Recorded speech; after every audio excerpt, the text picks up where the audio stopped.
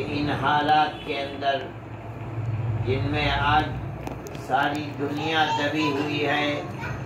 الحمدللہ امریکہ میں new York کا یہ مدرسہ جو اپنی الگ ایک شناخت رکھتا ہے اور اللہ نے اس کو قبولیت سے نوازا ہے، اس مدرسے کے اندر تعلیم کا سلسلہ شروع ہے۔ اور آج بخاری شریف جو علم حدیث کی بے مثال اور بنیادی کتاب ہے، وہ آج شروع ہو رہی ہے اور آج اس کا پہلا سبق ہے۔ میں یہ سمجھتا ہوں کہ اپنی بیمائیگی اور علم کے اعتبار سے تہی دستی یہ چاہتی تھی کہ خود وہ استاد محترم جو بخاری کا درس طلباء کو دیں گے وہی بخاری کے سبق کی شروعات بھی کرتے، لیکن حافظ برکت اللہ صاحب کے حکم کی تعمیل میں نے کی ہے اور میں اپنی طالب علمانہ حیثیت کے ساتھ آپ کے سامنے موجود ہوں،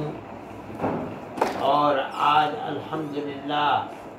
دارالعلوم نیو یارک کے اندر درس حدیث شروع ہو رہا ہے۔ اللہ خیرات و برکات سے نوازے اور بہتر سے بہتر انجام تک پہنچائے۔ اس بات کو طلبہ عزیز کو سمجھنا چاہیے کہ علم حدیث کہا جاتا ہے علم نسب الی رسول اللہ صلی اللہ علیہ وسلم قولا او فعلا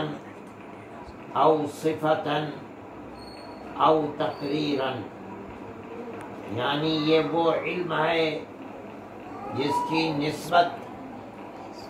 آقا نامدار سید الانبیاء والمرسلین حضرت محمد صلی اللہ علیہ وسلم کی طرف ہوتی ہے، یعنی اس اعتبار سے کہ آپ نے زبان سے فرمایا یا آپ نے اپنے عمل سے اس کو پیش کیا یا آپ کا چہرہ انور ایسا تھا اور آپ کا قد و قامت ایسا تھا، آپ کی صفات کیا ہیں، اور یا آپ کے زمانے میں آپ کے سامنے کوئی چیز کی گئی اور آپ نے اس کے اوپر سکوت کو اختیار کیا، جائز یا ناجائز کا حکم نہیں لگایا، تو اس کو علم حدیث کہا جاتا ہے۔ یعنی جس کا مطلب یہ ہے کہ آپ جو کچھ اس کے اندر پڑھیں گے اس کتاب کے اندر، وہ یا تو آپ کے اقوال ہوں گے کہ آپ نے یہ زبان سے فرمایا، یا آپ کے افعال ہوں گے کہ آپ نے یہ عمل کیا، آپ نے نماز پڑھی، آپ نے سجدہ کیا، آپ نے رکوع کیا، آپ نے تہجد پڑھے، آپ نے جہاد فی سبیل اللہ کیا، کس طرح کیا، نماز کیسے پڑھی، روزہ کیسے رکھا، یا آپ کی صفات ہوں گی کہ آپ اس طرح چلتے تھے، اس طرح نوش فرماتے تھے، کھاتے تھے، اس طرح پیتے تھے، یا آپ کے سامنے عمل کیا گیا، آپ نے دیکھا اور سکوت اختیار کیا، یہ بھی دلیل ہے اس چیز کی کہ یہ عمل اسلام کے اندر جائز ہے، یہ حجت شرعی ہے۔ انہی چیزوں کا ذکر اس کتاب کے اندر ہوگا۔